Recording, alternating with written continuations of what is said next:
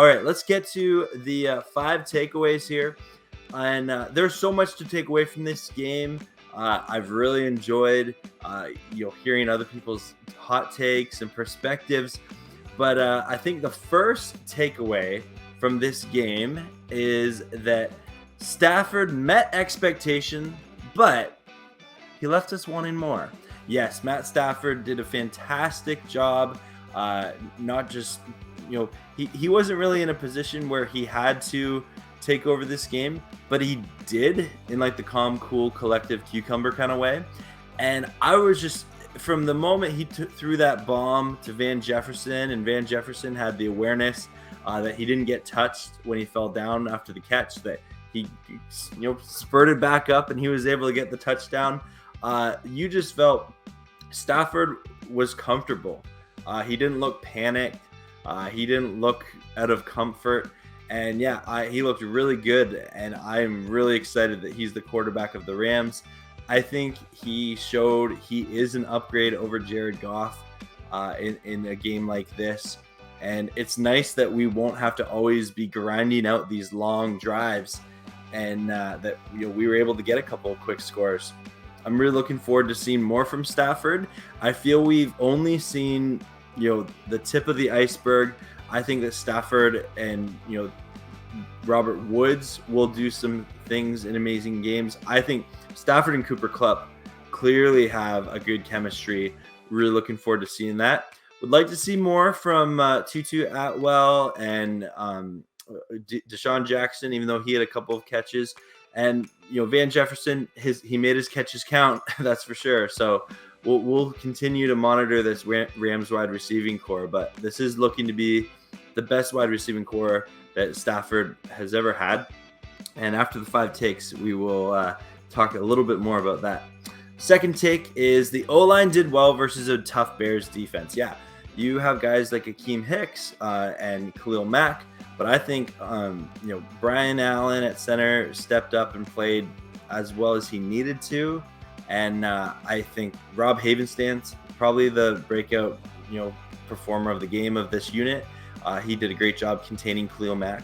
And yeah, I thought the O-line did well. I know this is an area that a lot of Rams fans criticize. And I was really thrilled to see them have a good performance. Would have loved to see the run game get going a bit earlier, but that could be a game plan thing. The reality is we won by 20 points. So I'm not going to complain about that. And it's week 1.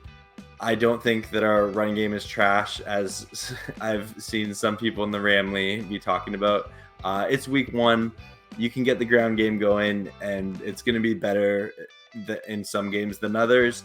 And in the second last drive of that game, the run game was going just fine, and that's where they needed it the most. They needed a long drive to kill some clock, come away with a touchdown, and put that game away, and that's exactly what they did. So love that. Number 3, the Rams made the Bears pay for mistakes and did not let them get back in this game. I think that was so key. When there was a blown coverage, Stafford saw it right away and was like, all right, I'll take a wide open Cooper Kupp. Why not? And even when there was the tip ball by Kenny Young and Long was able to pick it off in the end zone, that was awesome. That was phenomenal.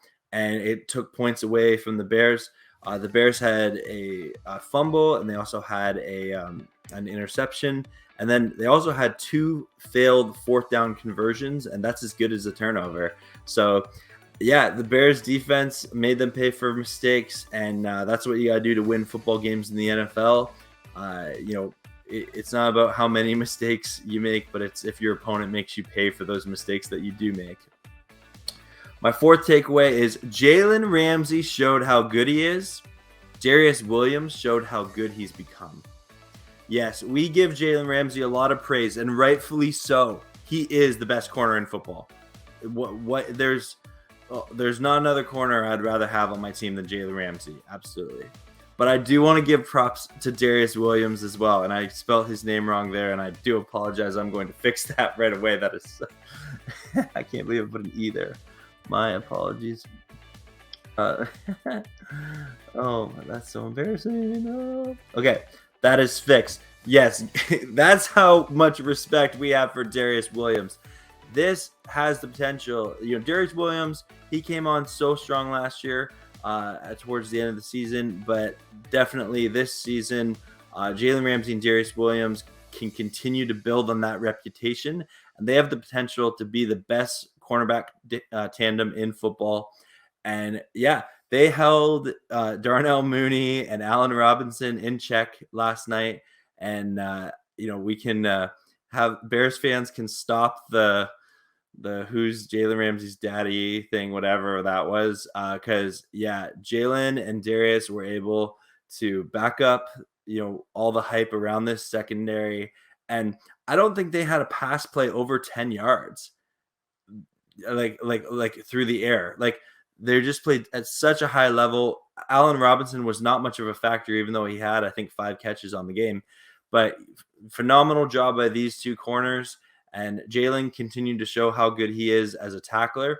But I also want to give praise to Darius Williams as well. He did a phenomenal job. And I'm looking forward to seeing what this secondary group can accomplish this season, because I think it can be a lot. My fifth and final take is the Rams play didn't give up big plays.